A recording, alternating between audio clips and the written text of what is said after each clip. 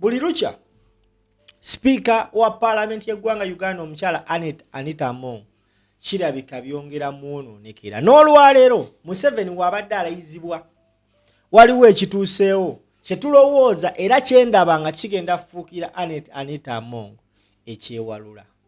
Amanya bampita kali lugambo Promax Simple MC kasola banga nzize kusaba gitambuze givuge ensi eberenga emanya ekigenda maaso. We are sponsored by Zaid Lighting Store. Bakugamba bakutegeeza nti bayina amataala gonna ge weetaaga. Oyina ennyumba yo ya mwamba, oyina apartments, oyina somero, oyina hotel, oyina restaurant, oyina boutique, oyina dduuka nga weetaaga amataala amalungi. Zaid Lighting Store bayina amataala gonna agakabi. Tukubire ku simu zaffe ziri awo wansi ate oberenga otambula n'ebyakabi. Nawo olwaleero Anita Among azaanekaanekanye ng'akubye ekyambalo ekya yero. Abantu abanoonyereza bannayuganda gye bali nga banoonyereza n'ebitabakwatako. Remember exhibition eyatandise, parliament exhibition eyatandise ebadde escrutinizinga nnyo ensaasaanya ya Anita Among nga bagamba nti omukazi ono ayonoonye ssente y'omuwi w'omusolo n'akatagga. Just of recent baparades ne balaga emmoloka ya Rolls Royce gye yaleese. Batandise okulaga ebintu ebingi ennyo by'ayina. The wealth this lady has accumulated in a very short period of time. Bassebo ne bannyabo etandise okwewuunyisa bannayuganda. Muhoozi Kainerugaba mutabani wa Museveni ate nga CDF eggwanga Uganda yavudde n'ategeeza eggwanga nti nze ebbanga lyonna lyembadde mutabani wa taata wange ery'emyaka 57 situulangako mu Rolls Royce ne taata wange tagituulanga mukko. Yakomye awo naye nga posita eyo yagifulumizza ng'ennaku 2 emabega babadde bakwogera ku Rolls Royce ya Anita Among. Olunaku olwaleero ekyambalo ky'ayambadde mu kulayira kwa Museveni bassebo ne bannyabo bannayuganda bavuddeyo nakyo ne bakinoonyerezaako. That is the outfit she wore olunaku Museveni lwe yeerayizza.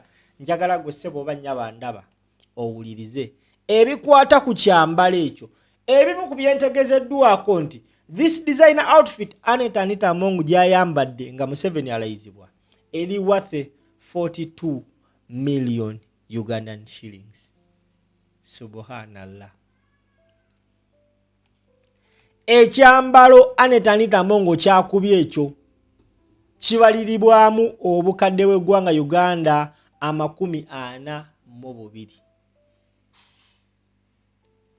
Omukyala munnamawulire awangalya mu ggwanga lya America amanyikibwa nga Remy Bahati avuddeyo n'atuwa details z'ekyambalo. Mu post gy'akoze ku mukutu gwa X agambye Anita Among's 42 million designer outfit. Uganda Speaker of Parliament Anita Among, who is facing scrutiny over allegations of extravagant spending, attended Museveni's swearing-in ceremony wearing an Oscar de la Renta porcelain flower embroidered designer outfit. Oscar de la Renta listing. The outfit includes a dress priced at $6,490 approximately 24 million, and a matching embroidered jacket listed at $4,990 approximately 18 million. Combined, the outfit is valued at $11,480 before taxes, roughly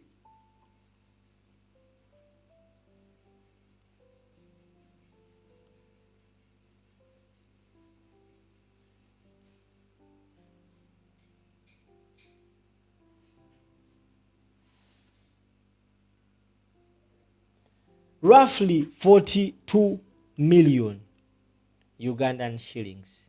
Kyekyambalo omukyala Anita Among kyakubye wabadde mu kulayira kwa Yoweri Kaguta Museveni bassebo ne bannyabo.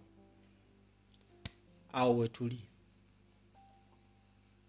Awo wetukola ki? Wetuli. Before that, yesterday, twafunye information nti omukyala Anita Mo. Omukyala Anita Mo.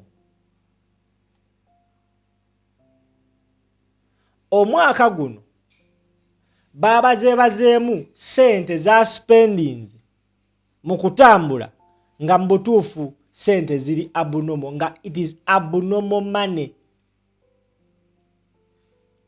Naye nga sente zino remember zisasula gwe Munnayuganda ndaba.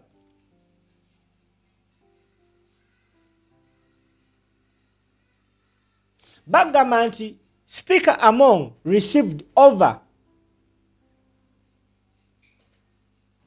2.6 billion in per diem for 160 days in a year. Nakutegeeza nti ya traveling mu ggwanga lya Kenya ekibuga kya Nairobi n'amala ennaku 43 bamuwa 653 million ez'okukozesebwa. Ennaku zo yagenda ku holiday n'amala ennaku 30 ensi tebajoogedde bamuwa 494 million. Yaddayo Nairobi gye yamala ennaku 30 ne bamuwa million zaali 499. Ekigali yamala ennaku 7 ne bamuwa million 116. Nairobi yamala ennaku 30 era bamuwa million 487. Mu Italy yamala ennaku zaali 4 ya spendinga million 98. That is how extravagant Anita Among is. Are we together? Tuli ffenna. But remember, there is a Ugandan who only needs, or there is a community of Ugandans that only need an hospital in their area. There is a community of Ugandans that only need a well-equipped school in their area. Nenga a woman can go to Nairobi, spends there 30 days, nebamuwa 400 plus million Ugandan shillings. Sigenda kuluwao waneno, amanya bampita simpa akategedde vuga video. Make it a point to subscribe, tap the bell, and of course, let's move the video. Mubere bulungi, mwelaba.